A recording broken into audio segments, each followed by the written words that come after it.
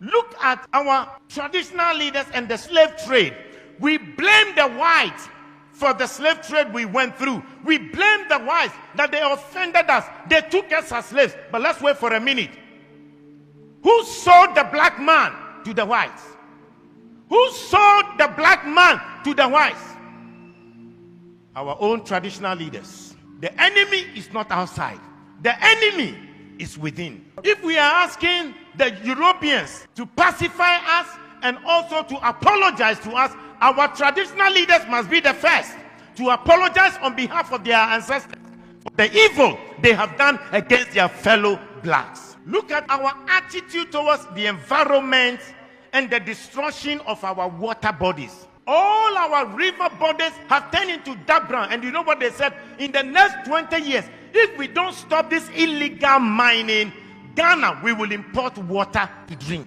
Yet we don't care. And Chinese, they will come from their country into our forest, destroy our forest, destroy our land, and illegally mine and damage our waters. How can they come if the traditional leaders didn't give them permission to do that? And in one instance, while they were there, our military went there to protect them. Our own military that is supposed to protect us rather protected the foreigners to destroy our water and destroy our forest.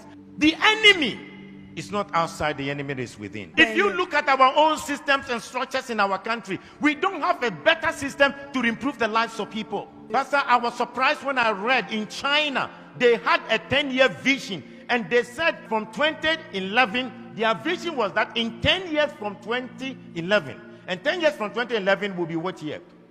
This year, 2021, that they will raise over 20% of the people to become multi-millionaires. Now in 2021, they have 1.8 million Chinese who are multi-millionaires in China, and they are between the age of 40 to 50 years. Multi-millionaires.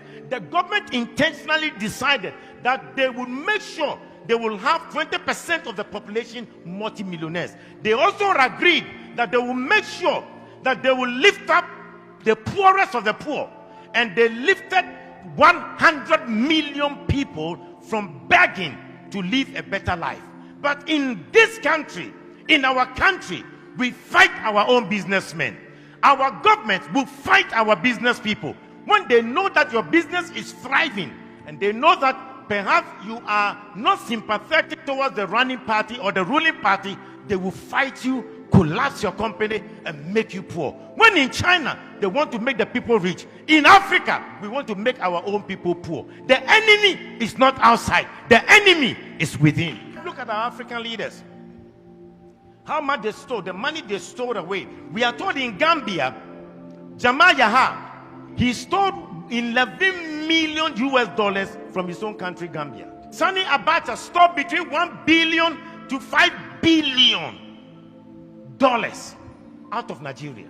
Hosni Mubarak stole $17 million in 8 years. The enemy is not outside.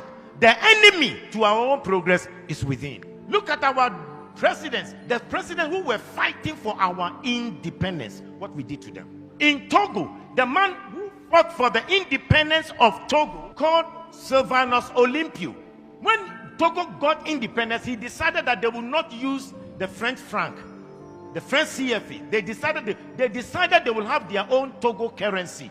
And you know what? They used Iyadema to kill him and to get rid of him. When Olympius wanted to make Togo great, the enemy within, the Judas within, killed him.